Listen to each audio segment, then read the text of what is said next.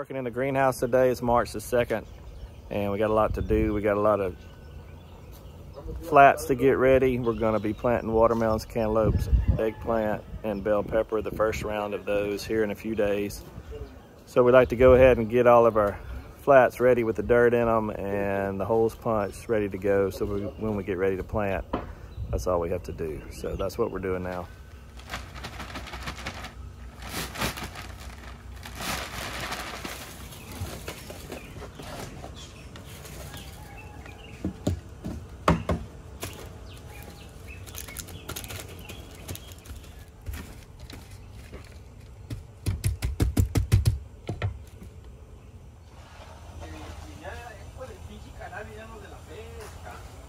Hey, this right here is our little minimum maximum thermometer, which shows last night at the lowest it got was 67. It's real warm outside today. And then the highest it got yesterday afternoon was 94. And then it'll reset this morning and start over again. It shows it's 71 right now. When we get here in the mornings, that way we can check and make sure it never got too cold during the night. So it works good. We also put these little thermometers in our coolers as well. One thing I haven't mentioned is we have always used the 72 count flats. You can see right here, obviously there's 72 holes.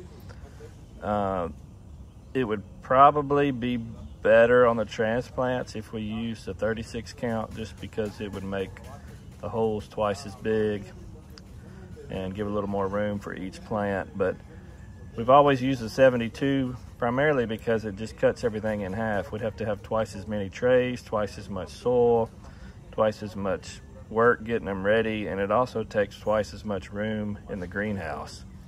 So that's the main reason why we use the 72 count. The only disadvantage really is obviously the size of the cells, and you do have to water them a little bit more. The water doesn't move from one cell to the other. You know, if you water here, the water can't get over here. So you have to water everything uniform. And when the plants get a little bit bigger, sometimes we'll have to water them twice a day if it's hot. So that's a little disadvantage of the 72 count, but it works for us, and that's what we've always done. What we do is we get all of our flats set out and we water them real good, and then we punch the holes in them. You can't make a hole in the dirt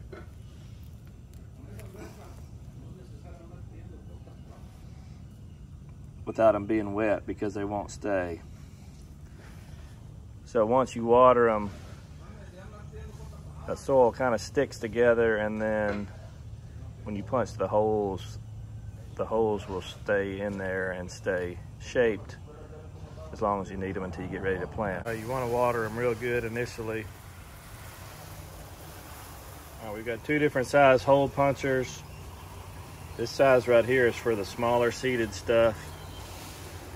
You can tell by my finger about how deep it makes the hole. These are for the tomatoes, peppers, eggplant. All right, these size holes right here are for our larger seeded stuff, pretty much everything else. Here's an example of the hole punching. These are our larger holes there. You just line it up, push it down.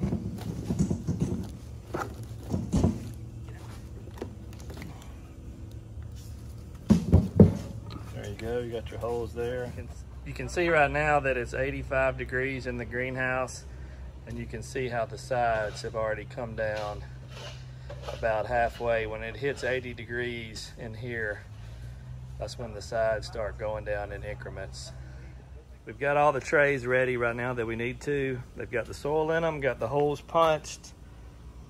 Like I told you earlier, those holes will stay in that same shape in the soil even when it dries out a little. They'll stay that way till we need them. Today's Thursday. Gonna try to get them planted probably Monday. These are our first germinated transplants of 2023. These are the tomatoes we planted in the first video.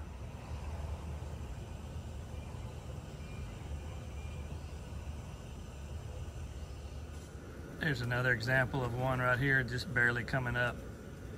next to several more that have popped up within the last day or two.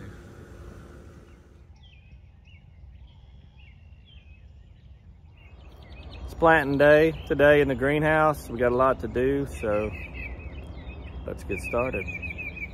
All right, this is my little black book right here. It's pretty important. It has my schedule of everything we're gonna do in the greenhouse for this year. And it's also got my schedule going way back many years. So I can look back and see what we've done. So I've got my new schedule for this year in this book, and I just hope I don't lose it because it's got a lot of information in there. But it tells me that today, March the 6th, is the day that we need to get our first watermelon and cantaloupe planted and our first eggplant and bell pepper planted. So that's what we're doing. You know, I think we told you earlier on another video, but we just dropped the seed in there by hand on all these holes. I do have a kind of a little automatic suction vacuum seeder, but to me this is just as fast, and that's the way we've always done it. And it may not be efficient, but it works. We just do one at a time. Boom, boom, boom, boom, like this. This is some eggplant seed. You can see how small it is. It's blue from the seed treatment that comes from the seed company. It's just a fungicide type seed treatment. Most all of our seed are going to be blue or pink or orange or some kind of different color, and that's just from the seed treatment. This is the bell pepper seed. It's a little bit bigger than the eggplant, but it's still pretty small, you can see. Here's what a flat of bell pepper seed looks like.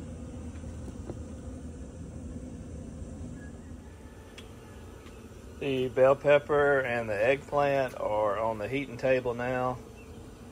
So they've been planted, ready to go. They take a little bit longer than the tomato plants. The tomato plants take 6 or 7 days on the heating table, and usually the pepper and eggplant will take 7 to 10 before they come up good. We've moved the tomato plants to the floor of the greenhouse off of the heating tables.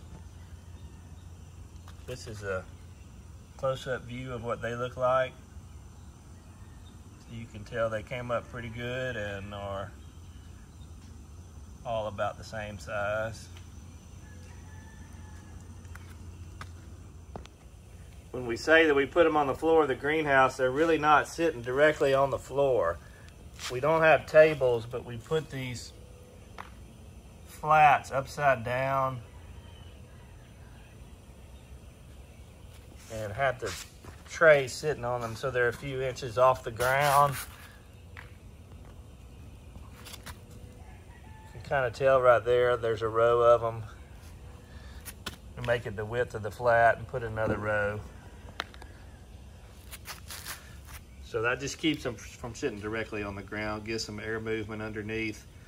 The tables would kind of take up a lot of room and be more expensive, but this way when we're through with them, we just pick up those flats, and this ground cover on the greenhouse right here, it's hard and it sweeps up real easy, so you can keep it all pretty clean.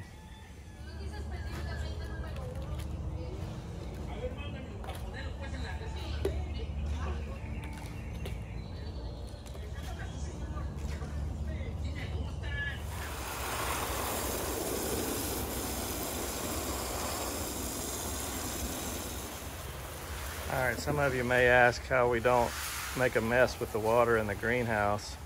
Well, it soaks right in on this floor here. You can have what looks like a wet spot and come back a couple hours and it'll be gone. It soaks right through. Okay, we've got everything planted for today that we need to. Got our watermelon flats, our cantaloupe flats. These are the little tomatoes that I've already showed you there. One thing we haven't really mentioned is that all of our seed in the greenhouse that we plant is a hybrid, which means it's a cross between two different parents. And those are bred for either yield or disease resistance, size, cosmetic appearances, different things. But what that means is if you buy a watermelon from us and take it home and eat it and save the seed, and try to plant it in your garden, it's not gonna work. It'll come up and give you a plant, but it's not gonna give you the same fruit. And that's with any kind of hybrid. So the hybrid is more expensive seed, but it gives you a lot of uniformity in your fruit and a lot of other traits. So that's why we use the hybrid. If you remember too from the first video, I mentioned that we put the larger seeded stuff directly on the floor of the greenhouse like we've done here. We don't have to put it on the heating table because it will germinate it fine by itself. In case you're curious about what varieties that we've planted so far in the greenhouse, on tomatoes, it's been Amelia. That's kind of our standard that we've used for the last 15 or 20 years. And we're also going to plant some Roadster for the first time. We like to plant 1 or 2 new tomatoes every year with the Amelia just to see in case there's something better out there that we don't want to be missing out on. So those are going to be the 2 tomato varieties for this year. They need to be spotted wilt resistant. We have to have that.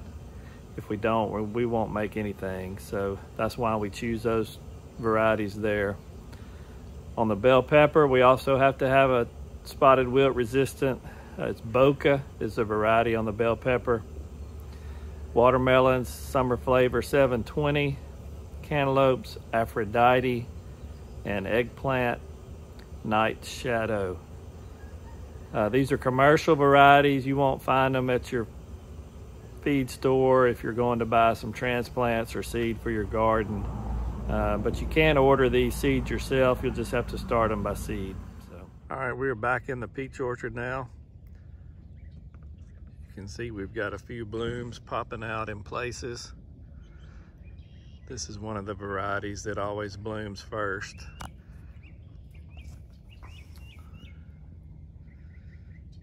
That's kind of what that looks like. You can see right here some of these buds that are getting ready.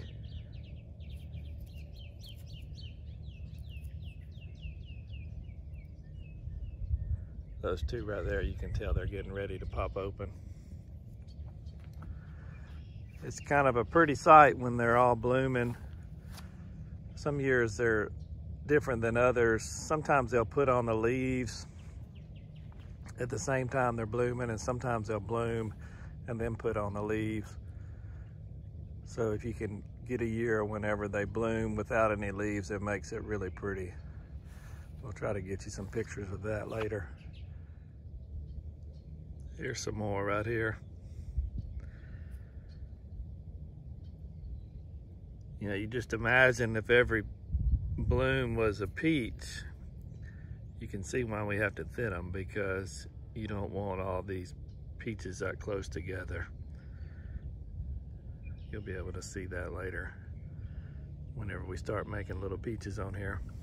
You know, in the first video we talked about the chill hours, and I kind of explained all that. And so you might be thinking to yourself, if you were going to plant a peach tree, well, I'll just plant a low chill hour variety and I won't ever have to worry about, you know, not having enough cold hours. Well, that doesn't really work either. Let's say your zone is where we live and it tells you need to plant a 700 to 1000 hour chill variety, and you're going to say, well, I'm going to plant a 300 hour chill variety. Well, when that tree hits those 300 hours and then you get a warm spell, it's going to want to try to bloom. And you know, in our winters here in Louisiana, we have warm spells in the winter. So if you hit your 300 hours at New Year's and you get a warm spell in January and your tree's trying to bloom because it's already had its 300 hours, and then you get a big freeze in February, you're going to lose all those blooms. So that's why you can't plant a low chill variety compared to what your average is. And all that's based on averages. You might get away with it maybe once, but most of the time you won't. You can see where this tree right here, it has a little different kind of bloom. It's kind of more of a showy bloom, they call it, versus the other bloom that I showed you. These are the ones that look real pretty. Some varieties have these real bright pink and they're big and you can see them real well, and other varieties have those kind of smaller, darker pink blooms. Doesn't make any difference on the peaches. It just makes some of them look a little more pretty.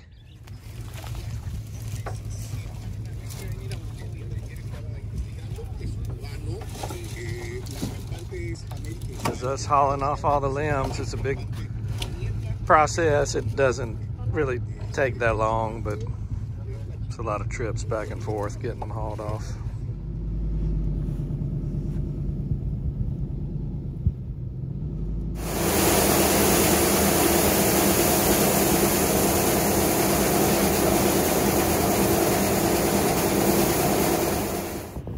We've got the limbs picked up in the peach orchard, so now it's time to put out fertilizer.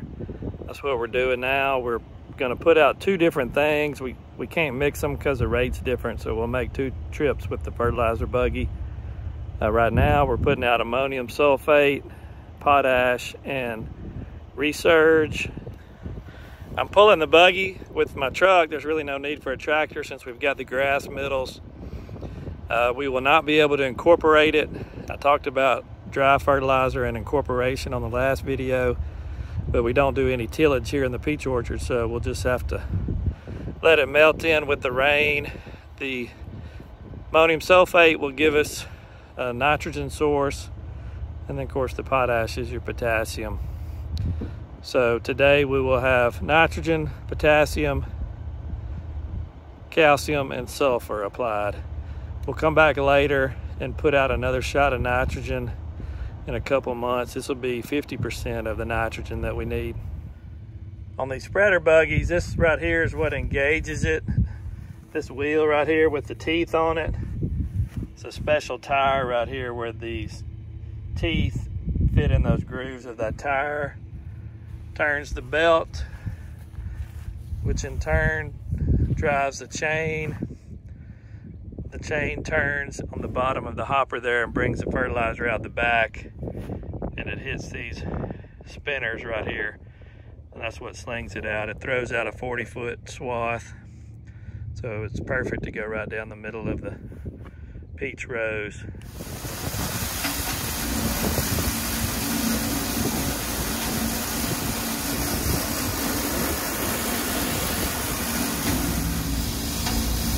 All right, here we are on the second application of the dry fertilizer in the peach orchard. This is going to be the sulfur plus, which is the calcium and the sulfur.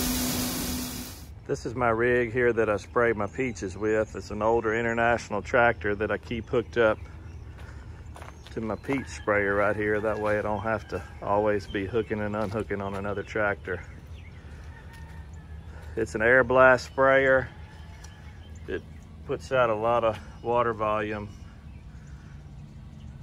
Sprays out of that snout right there, and you spray on one side of the tree.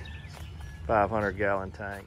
It's got about 6 nozzles that just fog the tree there on one side of the tree. You spray on both sides of the tree, go down one side and come back down the other. It's got a big fan right in there. Runs off the PTO on the tractor, and it blows a lot of air. It's pretty powerful. You can't hardly stand in front of it. It'll blow your hat off for sure if it's just spraying air. I've got my fungicide mixed up in my peach sprayer, and we're headed out to the peach orchard now. We're getting ready to spray. You can see I can move my snout up and down to get it at the right angle. We're gonna go down one side of the tree and come back on the other side of the tree and do all the trees like that.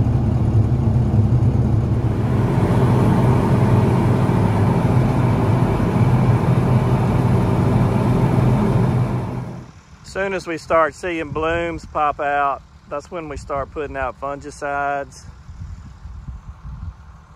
And you can tell that they're coming out more and more every day, but there's still a lot that has not opened up yet. But as soon as we see the blooms, that's when, disease can start creeping in. The schedule on the fungicides is starting now every 7 to 10 days until we pick the last peach, which would be probably the first part of August. And probably in about 2 to 3 weeks, we'll have to start adding insecticide in there. Once the little peach starts to form, then it's vulnerable to a lot of little insects too. So I think we told you before that there's a lot of diseases in the soil that can affect the peach tree that you can't do a whole lot about. But there's also a lot of diseases that affect the fruit, but that you can do some about. That's what the fungicides are for. So with our climate as humid and rainy as it is, it tends to spread a lot of disease in all the different crops that we grow. So fungicides are important to us. That's gonna wrap it up for the video this week. I appreciate everyone watching, and I hope y'all will subscribe to our channel. We've got rain coming in tonight, and then we've got a stretch of dry weather, I hope, for about 4 or 5 days after that.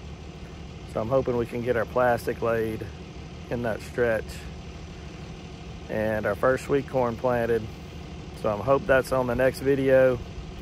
And we're also going to show you how we keep it clean underneath the peach trees. So until then, see y'all next time.